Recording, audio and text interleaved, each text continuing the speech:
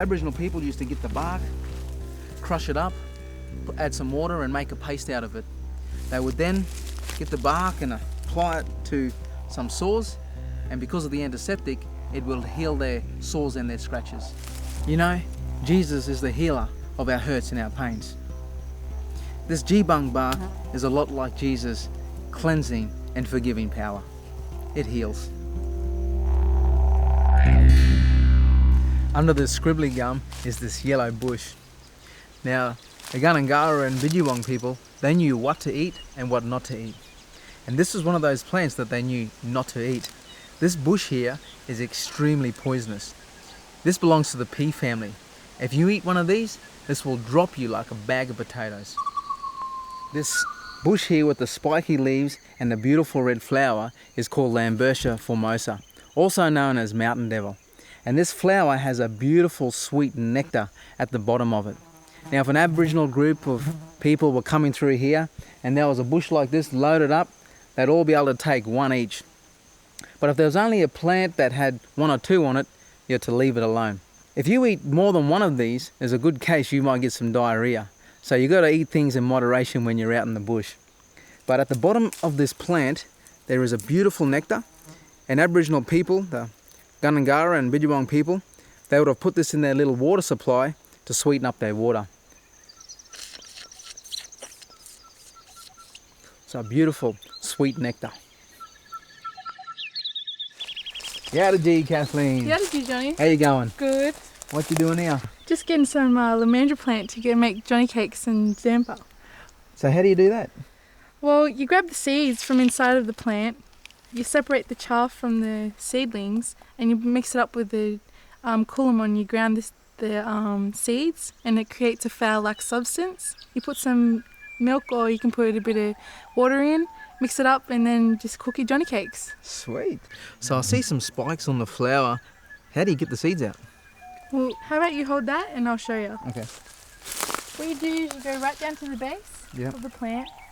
You just grab your knife and you cut it. Yep, all right. And it just comes out. Okay, no worries. The spikes are used as a protection barrier against wildlife, so that they don't grab all the seedlings that are inside. Yeah, all right. No worries. All right, so you're going to show us how to do it with your coolamon then? Sure. All right, excellent.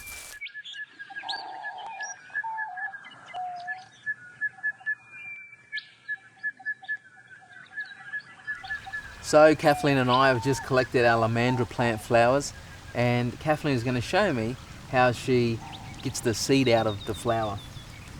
Okay, Johnny, what you do is you just tap it lightly onto the edge of a coolamon, and it releases a lot of seeds. Sometimes it will release chaff, and a technique that you use to get rid of the chaff is the winnowing technique, where you just lightly toss it.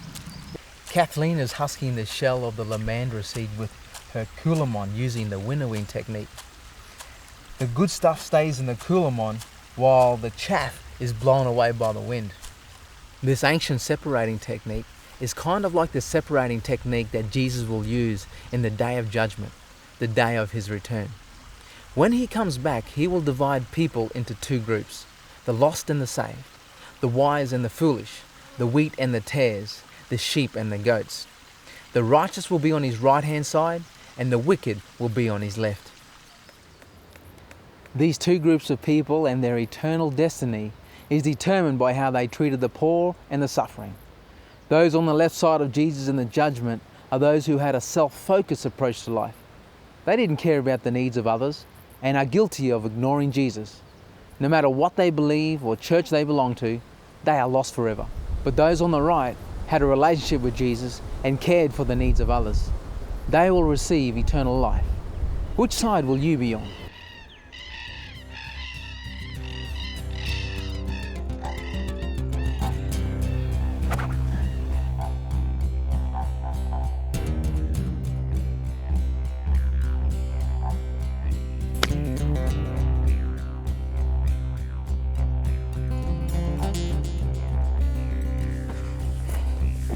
Just as this boomerang came back to me, Jesus is coming back too, just as he promised.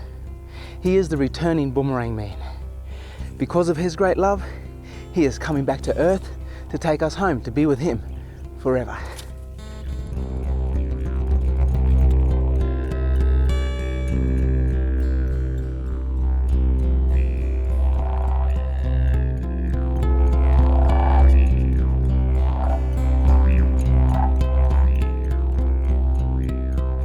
Jesus may come very soon, or it may take a lot longer than we expect.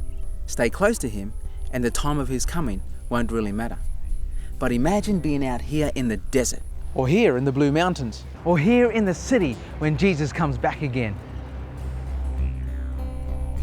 As one good old hymn puts it, what a day that will be when my Jesus I shall see, when I look upon His face, the one who saved me by His grace, when He takes me by the hand and leads me to the promised land. What a day, glorious day that will be. Now I know a few people in this painting. Will you be in this picture when Jesus comes back? Jesus has done everything possible for you to be in it. You just need to make your decision. I've made mine. Only by the grace of God, I'm going to be in that great multitude that Revelation talks about. How about you?